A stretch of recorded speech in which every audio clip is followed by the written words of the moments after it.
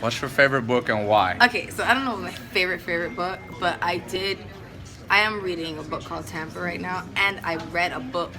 One of my favorite books was The Child Called It. Okay. It was so emotional. It really was like graphic and it was deep, and it brought you into a world of a child that had really tough, abusive life. And it was hard to believe, but it was a true story. Yeah. One other question. Mentor. What should I read? That's what you should be telling me, since you know. Headed to the World Series, taking the Challenger jet. I was doing the Rob Report car judging, so I had to take this so we can get there in 4.5 hours. In the car, I was listening to some Rihanna songs, and it reminded me of something. It reminded me of how impressed I was with Rihanna when I met her.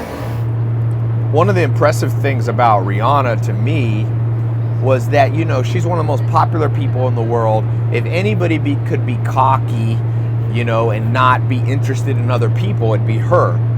Well, the first thing, if you see my interview with her, that she said to me, I started out and I said, Rihanna, you know, what's your favorite book? And she started to talk, and then she caught herself and said, wait a sec, Ty, you're the book guy.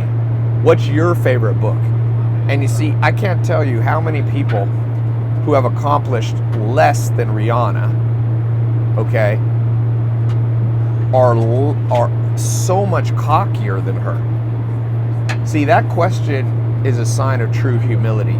When you realize you don't have all the answers and that someone else does, and that you also, in the 67 steps, I talk about how you have to know who's in the room.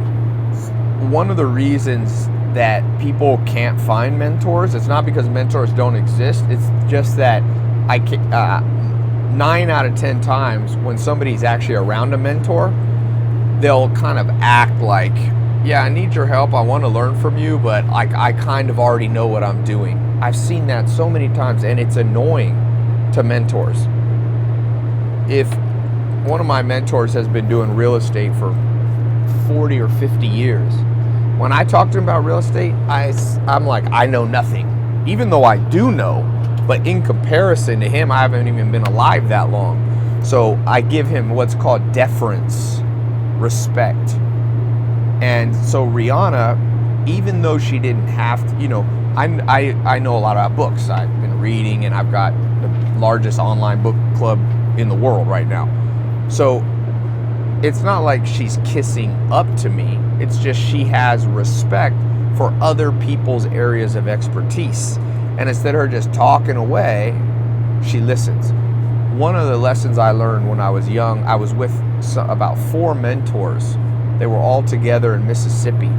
Alan Nation, Joel Salatin, Dr. Gordon Hazard, the guy named Gary Townsend, and they were having a little private dinner, and they invited me. I was still a teenager, and I remember I talked the whole time, and at the end, Alan Nation just pulled me aside, and he said, Ty, sometimes you don't have anything to say, and he just kind of laughed and walked off. And I read between the lines, what he was trying to say is, Ty, you were at a table with 4 people who are 20, 30 years ahead of the success that you have, that you want to get to.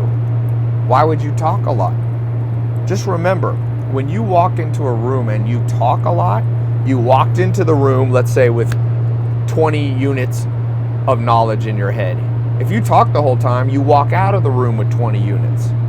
So there's no increase in your life. You don't increase the value and the understanding that you have. If you walk into the room and don't talk much at all, you have 20 units in your brain, but then you get information, insight from all the other people in the room, and you walk out of the room with another 20 units. So now you got 40 units. That's called a win-win situation. And that's what Rihanna did. Even though she could have just sat there and talked the whole time. And of course, it's okay to have back and forth. Doesn't mean you have to be silent. But she started out, and what I thought was interesting is that was her gut feeling. That's her impulse of how she acts naturally. Which means she's learned, in order to become successful, she has to be able to evaluate the expertise of people in the room. one of the 67 steps that I teach is something called knowing who's in the room. You can't act the same around everybody. It doesn't mean you have to be disingenuous or not, authentic. You don't have to become a different person. But if I walk in the room with the President of the United States, I'm going to act differently than if I walk in the room, with somebody who's an intern for my company. And there's nothing wrong with that. Don't listen to anybody that says, because that's respect for what people have done.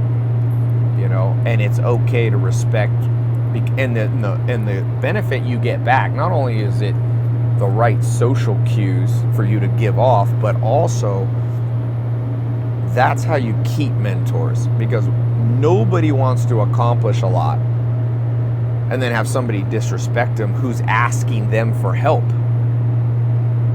Why would a mentor, if you want a business mentor, let's say they're already made, a millionaire or a billionaire or whatever your criteria is for your mentor, well, they already accomplished it. So they're here they had the years and the time and the accomplishments there. If you want to learn how to do that, you're back here. And you always want mentors that have a big gap between you. And so when there's that big gap, then what happens is you can show the respect. They'll then say, well, you know what? Even though I don't need to spend my time, I'm not doing this for money. This person seems like they're genuinely interested, curious. That's what Rihanna was also. Curiosity is a factor. And then they'll reciprocate back to you, because most mentors realize at some point in their life they were helped by somebody else. So they're open to helping. But nobody wants to help somebody annoying. Joe Salatin used to tell me, I don't mind carrying a man, Ty, but I don't want him to drag his feet. Drag his feet means be annoying, be a burden, be quick to say you don't know something. Just like Rihanna was like, hey, you're the book person, Ty, you tell me. So she walked out of that meeting with new insight. I talked about some books, and I sent her a present, a book. And so she came with more. Chris Paul was at my house this week for lunch, same thing. This is a multiple-time all-star, $100 million NBA basketball contract, head of the Players League, all-star. You like the Ghost? Me? You had what? You had the Wraith too? Yeah. I don't know what's better. And Chris Paul here, I just want to wish you the best. Wish you would have been here so I could meet you, man. But best of luck, you're in my prayers. And he was like, Ty, I got some questions for you. And I was blown away once again, like I was with Rihanna, that somebody with that much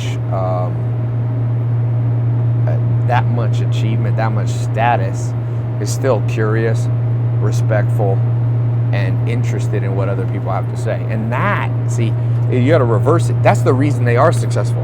Rihanna's not that way because now she's successful and turned into that way. She got to that spot. Because remember, Rihanna had key people who believed in her when she was just starting out. She had Jay-Z and she had all these people that helped her. And so she knew how to deal with people. She knew how to respect people. She knew how to interact in a way that doesn't come off as cocky or too wordy, So just remember that when you're in an environment, when you're around, know who's in the room. If there's somebody who has something to teach you, ask them. Ask more than you talk.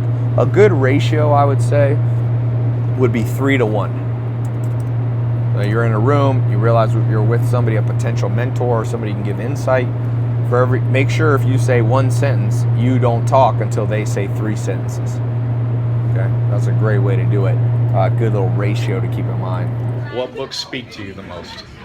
What books? What type of books? True stories. They have to be true, real life things that have happened, or autobiographies. I love those. I only watch documentaries or reality TV, things like that. I'm obsessed with real things. Kon-Tiki. Have you ever heard of this book? It was a guy, nobody believed in him, so he took a boat and he lashed together 9 logs and he floated across the Pacific Ocean just to prove it could be done. Really? It's a crazy story of courage, And that's a real story? it's a true story. You need to, well, I'm